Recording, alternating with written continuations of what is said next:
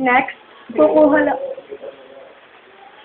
lang tayo ng isang cooking pot o cooking pan. Maglalagay lang tayo ng butter.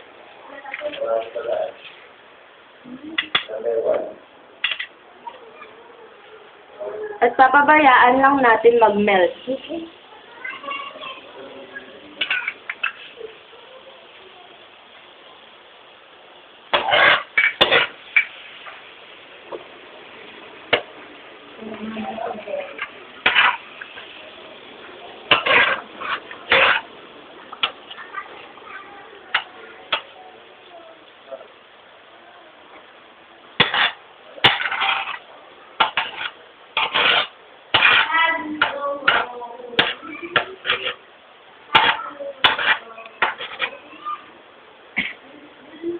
Once na mag-melt na yung butter, ilalagay na natin yung bacon.